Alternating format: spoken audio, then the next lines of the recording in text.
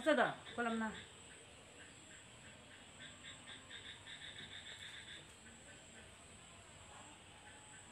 Red লেগেছে জন্য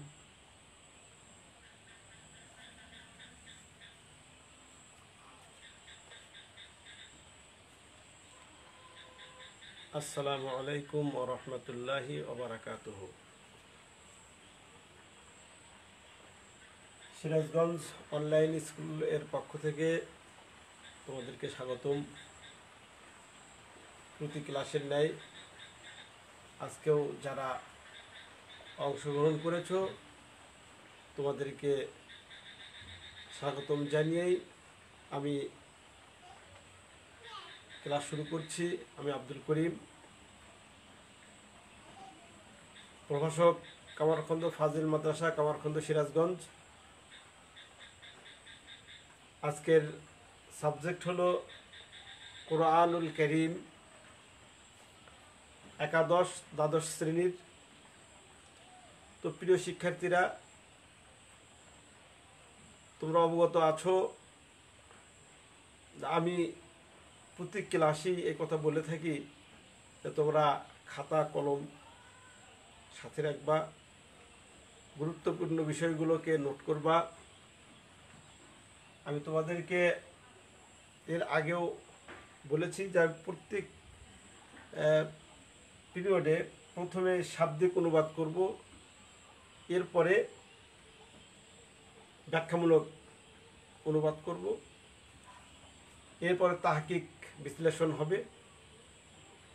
তো যাই আমরা শুরুতেই আজকে সূরা নিসার 23 নম্বর আয়াত,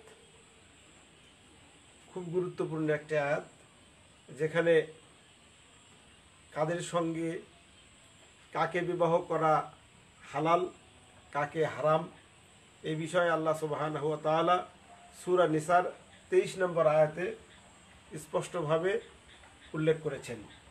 তা আমি তোমাদেরকে এই বিষয়ে আজকের দার্স দেব ইনশাআল্লাহ। তো যাক, আমরা সর্বপ্রথমেই শাব্দিক অনুবাদগুলো করে নেই। হুররিমাত, প্রথম শব্দ হচ্ছে হুররিমাত। শব্দের অর্থ হচ্ছে হারাম করা হয়েছে, মাজহুলের সেগা। তোমাদের মা, উম্মাহাতুকুম তোমাদের মা, বানাতুকুম তোমাদের সন্তানাদি, তোমাদের মেয়ে, আখওয়াতুকুম তোমাদের বোন, আম্মাতুকুম তোমাদের ফুফি, খালাতুকুম তোমাদের খালা, এগুলো। এরপরে বানাতুল আখ ভাতিজি, বানাতুল উখত ভাগ্নি, ও উম্মাহাতুকুম আল্লাতী আরদানাকুম তোমাদের দুধ মাতা,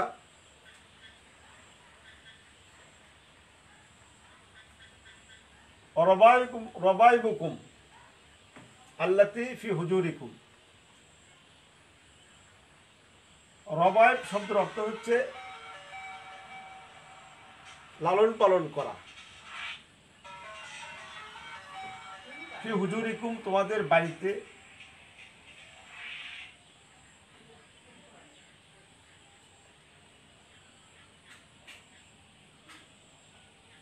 ফালা জুনাহা শব্দ হচ্ছে ফালা জুনাহা, অর্থাৎ কোনো গুনাহ নেই।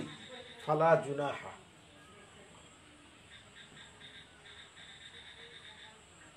আসলাবিকুম মিন আসলাবিকুম, আসলাব শব্দের অর্থ হচ্ছে ওরস জাত। তার আগের শব্দ আসছে আবনাইকুমুল্লাযিনা মিন আসলাবিকুম। আসলাব শব্দের অর্থ ওরস জাত। তাজমাউ, তাজমাউ শব্দের অর্থ একত্র করা। বাইনাল উখতাইনে, বাইনাল উখতাইনে দুই বোনের মাঝে। সালাফা শব্দের অর্থ পূর্বের, আগের। তো আমরা এই আয়াতের শাব্দিক অনুবাদ করলাম, এখন আমরা সরল অনুবাদ করব। তো আল্লাহ সুবহানাহু ওয়া তাআলা বলছেন, হুররিমাত আলাইকুম উম্মাহাতুকুম। আল্লাহ সুবহানাহু ওয়া তাআলা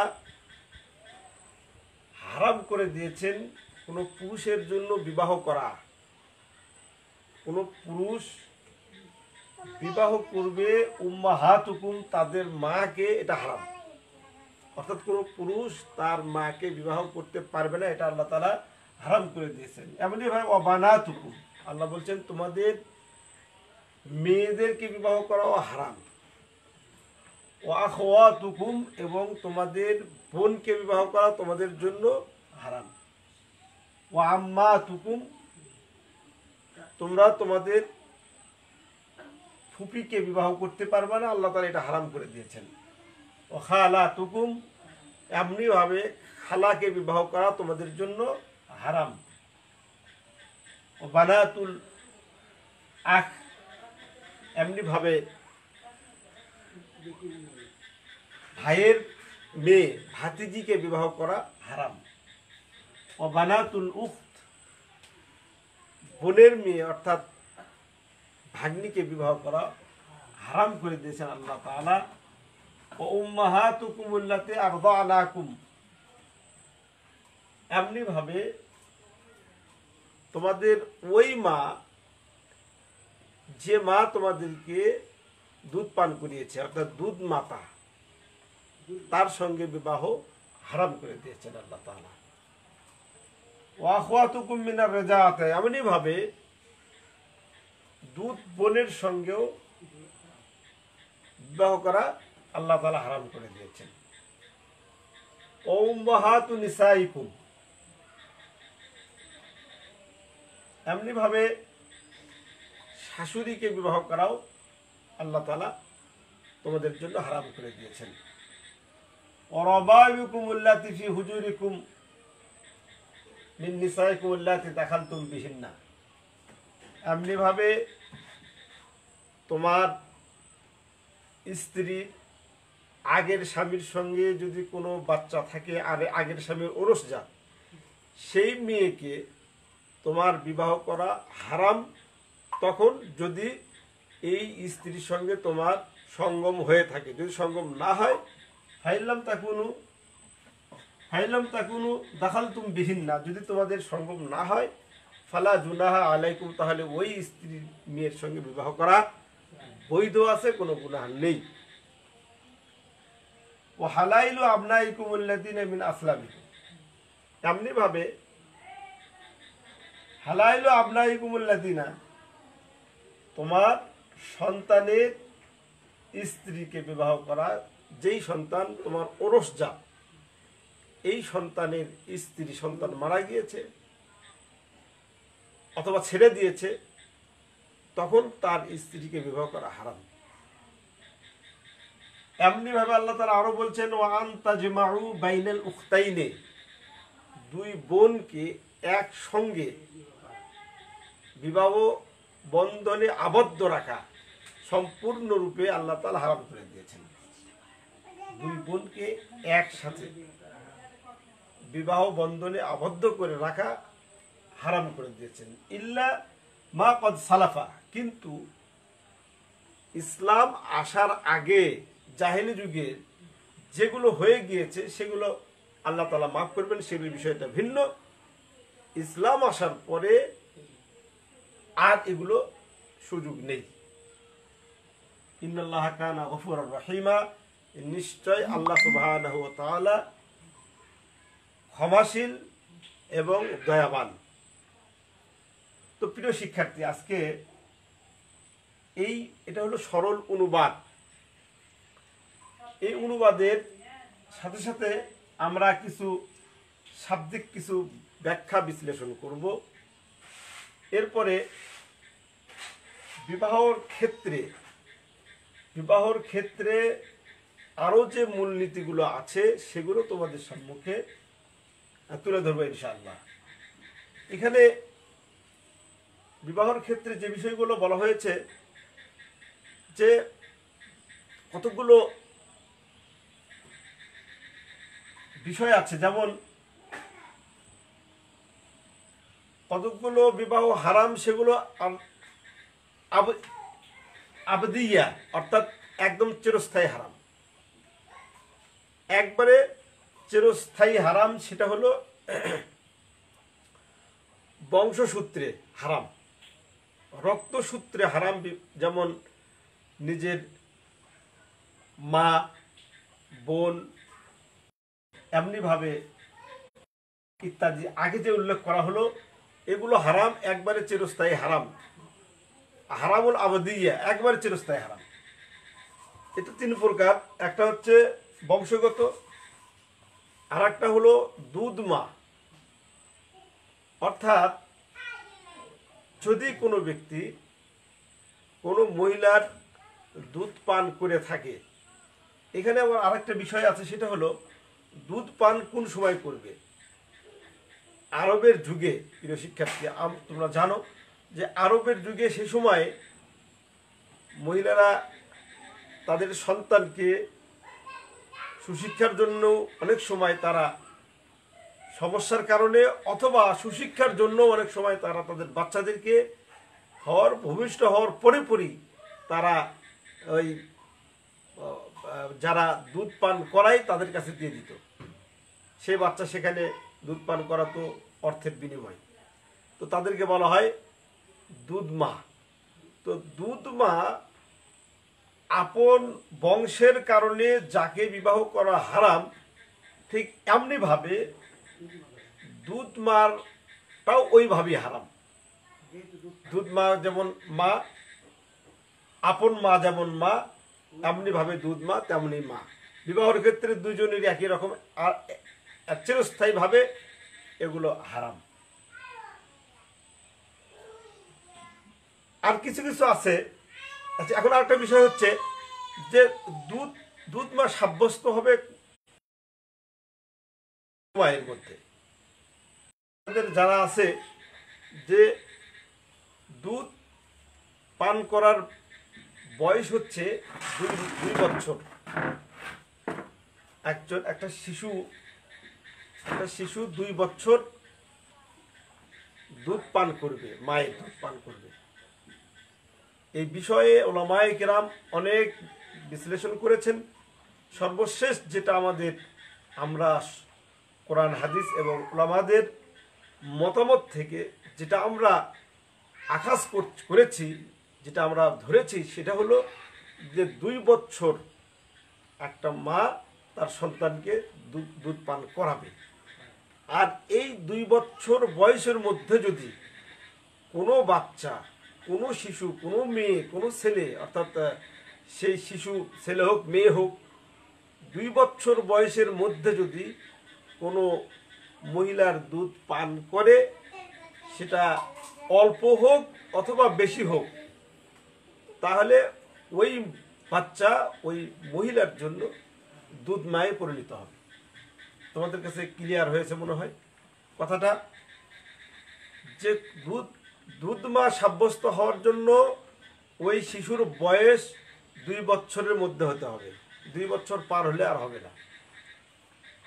আর যখনই 2 বছরের মধ্যে, সেটা কম পান করুক, বেশি পান করুক, 1 দিন করুক আর 10 দিন করুক, একবার করুক বা একাধিকবার করুক, একবার পান করলেই, আর সেটা যদি 2 বছরের মধ্যে হয়, তাহলে ওই মহিলা ওই শিশুর জন্য দুধ মায়ে পরিণত হবে।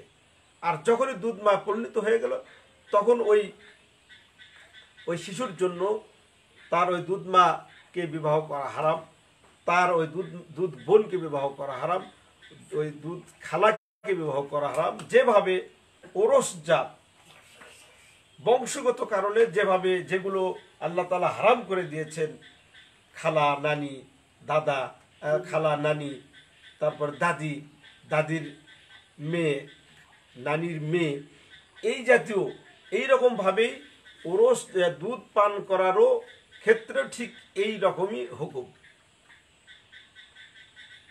তো আমরা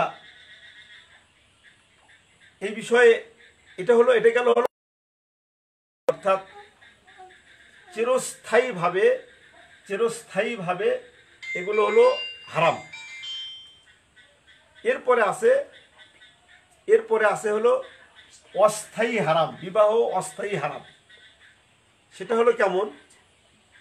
যেমন একজন মহিলা এক জায়গায় বিবাহ হয়ে আছে, ওটাই স্থায়ীভাবে কোনো পুরুষের জন্য হারাম না।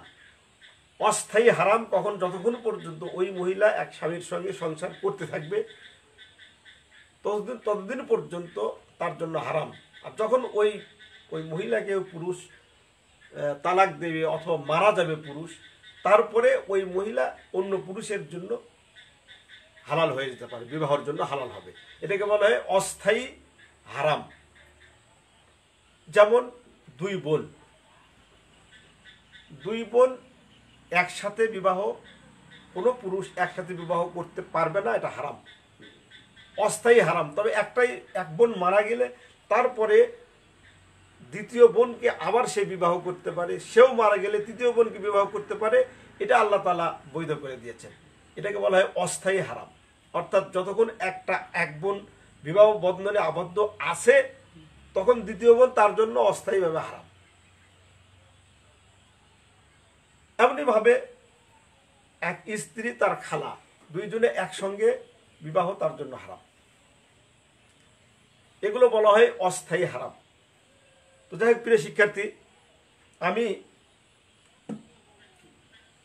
যে বিষয়টা তোমাদেরকে বলতে চাচ্ছিলাম সেটা হচ্ছে যে আল্লাহ সুবহানাহু ওয়া তাআলা এখানে বিবাহর ক্ষেত্রে 13 প্রকার ব্যক্তির উল্লেখ করেছেন যে একজন পুরুষ 13 প্রকার নারীর সঙ্গে বিবাহ করা হারাম। এই 13-র সাথে আরো কিছু রিলেটেড আছে। যেমন এখানে বলা হয়েছে উম্মাহাতুকুম, তোমাদের মা তো একটা, তোমাদের মা। এখানে মা বলতে এখানে নিজের মা এবং মায়ের মা, নানি, বাপের মা, দাদি, তার সন্তান, দাদির মেয়ে এবং নানির মেয়ে, উম্মাহাত দ্বারা এখানে এটা বোঝানো হয়েছে। এমনি ভাবে বানাতুকুম, তোমাদের মেয়ে। আর এখানে বিন্তুন মানে বিন্তুনে এক বচন, এখানে বিন্তুনের বহু বচন বানাত, তোমাদের মেয়ে। তাহলে এখানে তোমাদের মেয়ে, এখানে মেয়ে, তার মেয়ে, এগুলো হারাম করে দেওয়া হয়েছে। তো প্রিয় শিক্ষার্থী, আরো যেহেতু সময়ের দিকে লক্ষ্য করে আমাদেরকে এই পিরিয়ডটাকে বিশদ আলোচনা করা সম্ভব হচ্ছে না, যেহেতু সময় আমাদেরকে মানে সহযোগিতা করছে না। এই ক্ষেত্রে আমি আর কয়েকটি শব্দের তাহকিক করে আমি আজকের ক্লাস ইতি টানার চেষ্টা করবো ইনশাআল্লাহ। প্রথমে আমরা হুররিমাত শব্দকে নিয়ে। হুররিমাত শব্দটি ওয়াহিদ মুযাক্কার, ওয়াহিদ মুয়ান্নাস গায়েব, সেগা ওয়াহিদ মুয়ান্নাস গায়েব, ভাস ইসবাত ফিল মাজি মুতলাক মাজহুল, বাবে তাফঈল, মাসদার আত-তাহরিম, মাদ্দা হা র মিম, জিনসে সহি, অর্থ হচ্ছে হারাম করা হয়েছে, নিষেধ করা হয়েছে। এমনি ভাবে আরেকটি শব্দ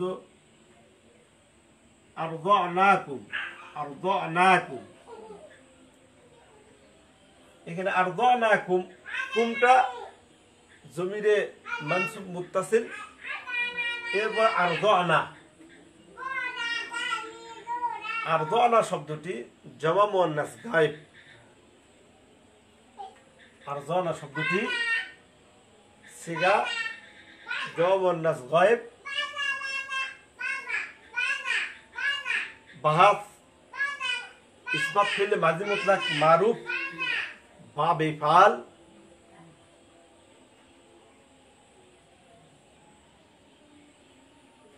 বাবে ইফাল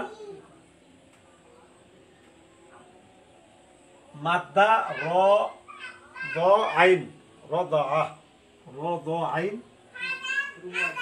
জিনসে সহি অর্থ তোমাদেরকে দুধ পান করিয়েছে, তোমাদেরকে দুধ পান করিয়েছেন। এমনি আরেকটি শব্দ দাখালতুম, দাখালতুম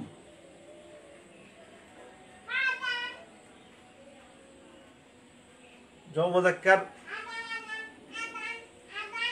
হাজির বাহাস ইসবাত ফেলে মাজি মুতলাক মারুফ বাব নাসারা ইয়ানসুরু মাসদার আদ-দুখুল মাদ্দা দাল খ লাম মাদ্দা দাল খ লাম জিনসে সহি অর্থ তোমরা প্রবেশ করো। তো আজকে প্রিয় শিক্ষার্থী তোমাদেরকে যে বিষয়ে দাস দিলাম এটা হচ্ছে সূরা নিসার 23 নম্বর আয়াত। এখানে আল্লাহ সুবহানাহু ওয়া তাআলা বিবাহের মূল নীতিগুলো উল্লেখ করেছেন। বিবাহ কার সঙ্গে বৈধ আর কার সঙ্গে বৈধ নয় এই বিষয়ে আল্লাহ সুবহানাহু ওয়া তাআলা এই আয়াতে আলোচনা করেছেন। আশা করি তোমরা সুন্দরভাবে অনুধাবন করেছো, বুঝেছো, নোট করেছো। আগামী দিনে